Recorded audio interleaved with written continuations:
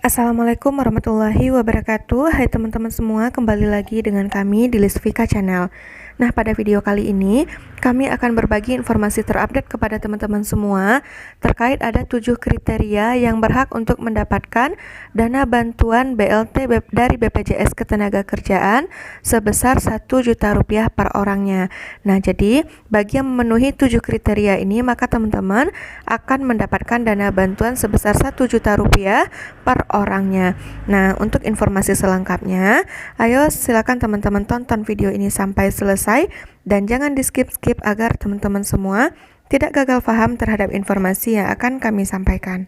Dan bagi teman-teman yang baru join dengan channel ini, jangan lupa untuk selalu dukung dan pantau terus channel kami dengan cara klik tombol subscribe dan nyalakan lonceng notifikasinya agar teman-teman semua selalu mendapatkan info-info terupdate terkait bantuan sosial yang diberikan oleh pemerintah. Oke teman-teman semua, jadi Kementerian Ketenagakerjaan yakni Ibu Ida Fauziah telah mempersiapkan anggaran sebesar 8,8 triliun rupiah untuk para pekerja dengan kriteria tertentu, di mana para pekerja tersebut akan mendapatkan dana bantuan BLT BPJS Ketenagakerjaan sebesar Rp1.000.000 per orangnya.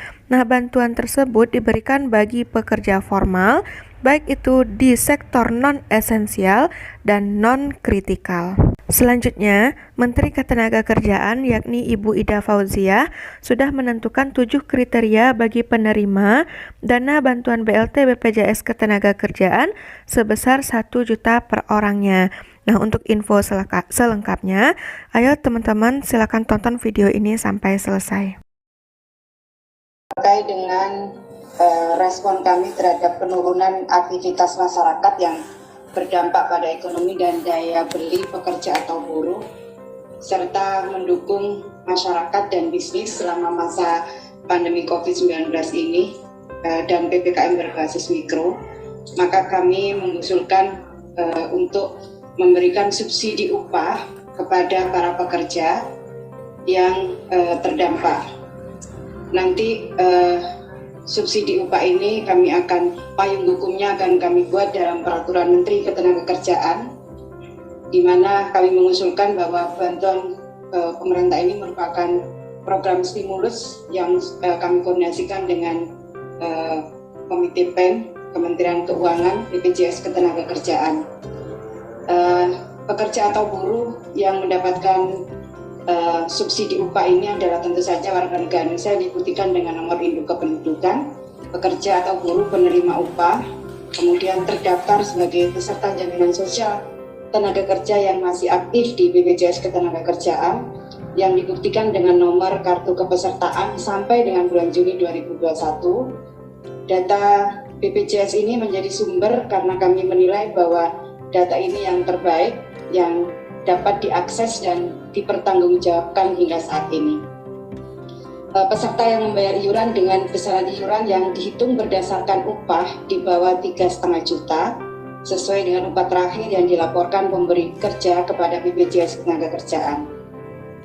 Dalam hal bekerja di wilayah PPKM yang UMK-nya di atas 3,5 juta, maka menggunakan UMK sebagai batas kriteria upah dan memiliki rekening bank yang aktif, dan kami mengusulkan hanya diberikan kepada pekerja yang berada di level 4 sesuai dengan instruksi Mendagri.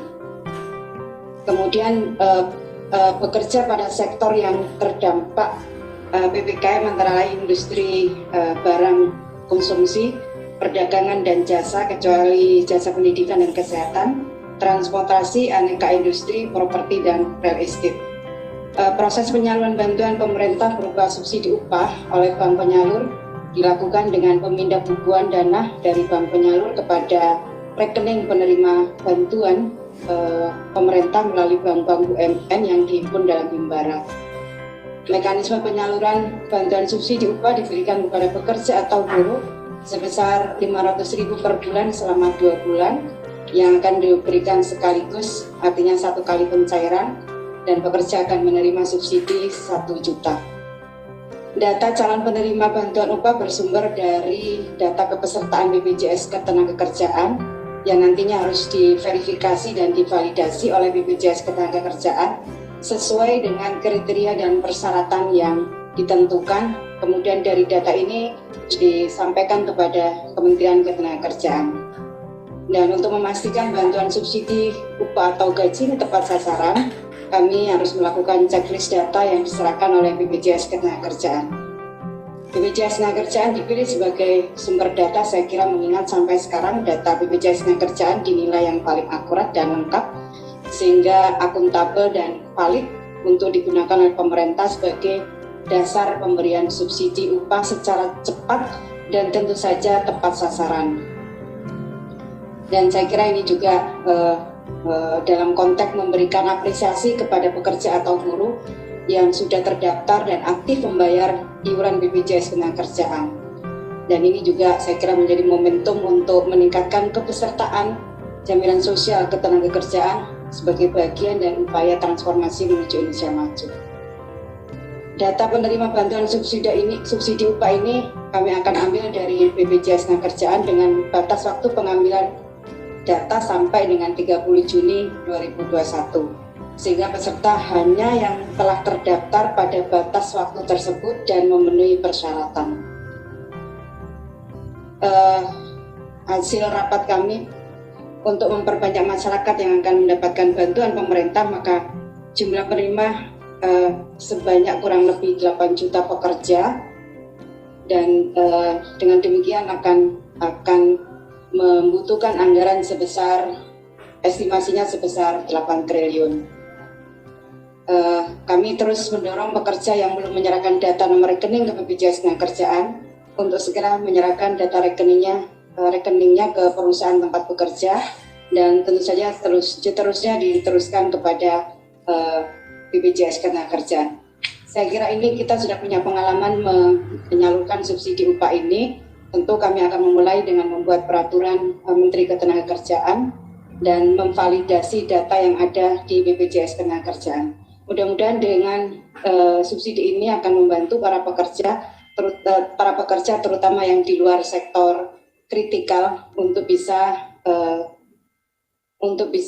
bertahan dalam kondisi pembatasan aktivitas masyarakat.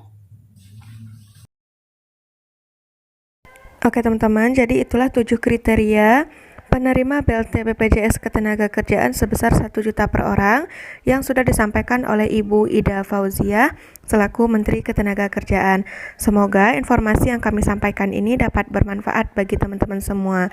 Dan bagi teman-teman yang baru menemukan channel ini, jangan lupa untuk selalu dukung dan pantau terus channel kami dengan cara klik tombol subscribe dan nyalakan lonceng notifikasinya agar teman-teman semua selalu mendapatkan info-info terupdate dari kami.